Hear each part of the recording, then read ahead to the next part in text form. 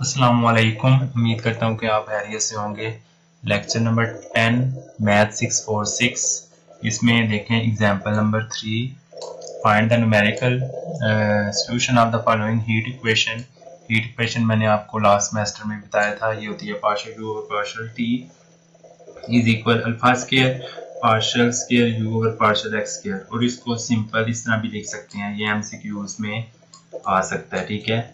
और ये last time आया भी था कि partial you over partial T को सिंपल हम यू की बेस टी लिख सकते हैं इक्वल अल्फा स्क्वायर इसी तरह, और पार्शियल स्क्वायर वाला जो है ना इसको हम यू डबल एक्स लिख सकते हैं, यानी कि यू बेस एक्स एक्स, यानी कि एक्स एक्स का मतलब है डबल सेकंड डेरिवेटिव, या इसको डबल डेरिवेटिव भी कहते हैं। अच्छा नेक्स्ट देखें जी, इसमें आपको जो है ना ये वैल्यू गिवन है, बाउंड्री कंडीशन भी गिवन है, इनिशियल कंडीशन भी गिवन है, और आप ने क्या करना है जी, इसमें h की वैल्यू जो है वो गिवन है 0.1 और k की वैल्यू भी आपको गिवन है 0.001 और t की वैल्यू जो है वो 0.005 ये भी गिवन है। और ये शॉर्ट क्वेश्चन में आता है कि आप इसका n फाइंड करके दिखाएं। तो आपने एक बात याद रखनी है कि n का फार्मूला जो है वो क्या है, n का फार्मूला है b minus a divided by h। इसमें जो b होता है ना वो आपका b जो है ये है, ठीक है 1, और उसके बाद आपका जो a होता है वो 0, ठीक है। 1 माइनस 0, h की वैल्यू 0.1 है तो ये आपका 10 आ जाएगा। और इसमें जो i की वैल्यू है वो हम निकालते हैं n माइनस 1 के साथ। n माइनस 1 के साथ इसका मतलब है कि जब हम इधर 10 रखेंगे ना 10 माइनस 1 तो ये आपके पास आ जाएगा 9। इसका मतलब ये है कि आपने i की जो वैल्यू है ना उसको आपने 1 से स्टार्ट करना है और 9 पे जाके उसको रोक देना है। इसी तरह उसके बाद है m का आपने फार्मूला याद रखना है। ये ऑब्जेक्टिव में शॉर्ट क्वेश्चन में वो फार्मूला पूछ लेता है कि m का फार्मूला क्या है, तो वो है capital T minus T0 divided by K। तो T की वैल्यू ऊपर गिवन है, ठीक है। T0 जो है वो आपका 0 है और उसके बाद K जो है वो 0.001 ये भी गिवन है। तो जब आप इनको माइनस करेंगे तो आपके पास जो है वो 5 आएगा।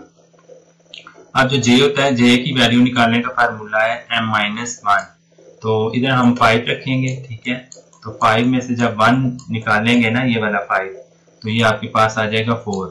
तो आपने याद रखना है जो J की वैल्यू है ना वो 0 से शुरू होती है और एक कम रखनी होती है, यानी कि ये देखें 4 0 से चलेंगे और 4 तक जाएंगे, ये टोटल कितनी वैल्यू बन जाएगी 1 2 3 4 5। और I की वैल्यू जो है वो आपने 1 से स्टार्ट करनी है और 9 पे जाके रुक जाना है, ठीक है। यानी कि एक कम, 5 है तो एक कम, लेकिन स्टार्ट आपने 0 से करना है। 10 है तो 9, ठीक है, एक कम, लेकिन 1 से स्टार्ट करना है। ये बात आपने लाजमी याद रखनी है एमसीक्यूज के लिहाज से और शॉर्ट क्वेश्चन के लिहाज से। अगर ये मैंने आपको पहले बताया था कि आपने इसको फॉरवर्ड डिफरेंस का फार्मूला लगाना है और फिर जो है सेंट्रल डिफरेंस का फार्मूला, ये हमने पहले पिछले लेक्चर में मैंने आपको अच्छे से एक्सप्लेन किया था।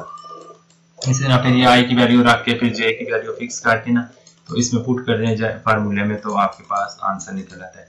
चूंकि हम जो है वो ऑब्जेक्टिव शॉर्ट क्वेश्चन और एमसीक्यूज को डिस्कस कर रहे हैं तो इंशाल्लाह सब्जेक्टिव की एक वीडियो बनाऊंगा जिसमें आपको डिटेल के साथ इन क्वेश्चन को भी एक्सप्लेन कर दूंगा। इसमें आपने एक दो क्वेश्चन डिटेल से समझना है तो इंशाल्लाह आपको बाकी सारे समझ आ जाएंगे। जैसे लेक्चर नंबर 12 जो है इसमें भी एक लॉन्ग क्वेश्चन ही दिया हुआ है m और n की वैल्यू और ये एज इट इसी तरह। अच्छा नेक्स्ट चलते हैं आगे।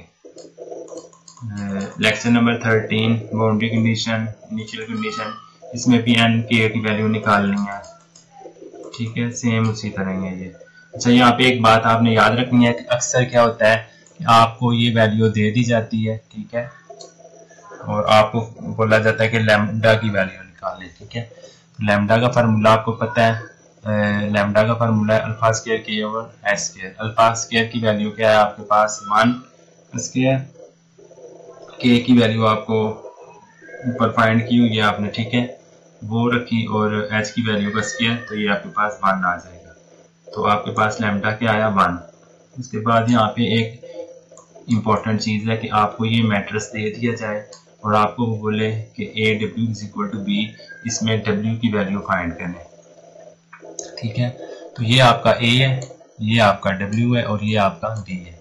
तो ए इनवर्स, ए जो है वो दूसरी साइड पे जाएगा तो इसका इनवर्स हो जाएगा, और बी इसी तरह।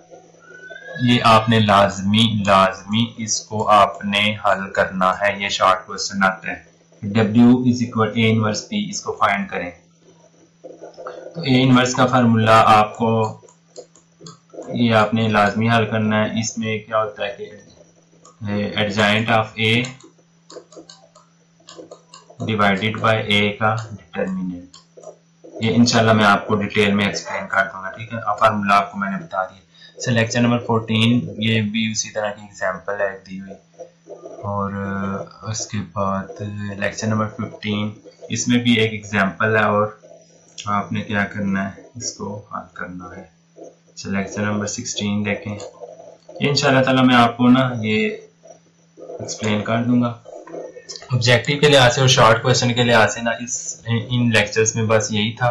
तो इंशाल्लाह मिलते हैं नेक्स्ट लेक्चर के साथ। दुआओं में याद रखने, और ये जो मैंने आपको क्वेश्चन बताए हैं ना, एक मिनट में आपको ये दिखाता हूँ।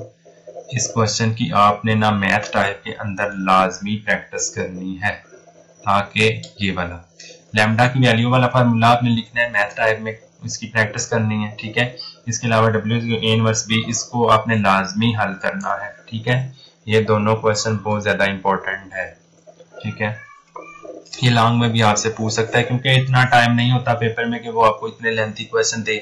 वो लॉन्ग क्वेश्चन में भी आपसे छोटी छोटी चीजें पूछेंगे, m की वैल्यू निकाल दें, n की वैल्यू निकाल दें, इस तरह की चीजें होती हैं, ठीक है। दुआओं में लाजमी याद रखें और लेक्चर्स को गौर से सुने, ताकि आपके MCQs शॉर्ट क्वेश्चन अच्छे से अटेम्प्ट हो जाएं, और मैथ टाइप को लाजमी प्रैक्टिस करें, ताकि आप जब पेपर अटेम्प्ट करें तो आप जल्दी जल्दी से उसको अटेम्प्ट कर लें। ओके, टेक केयर, अल्लाह हाफिज़।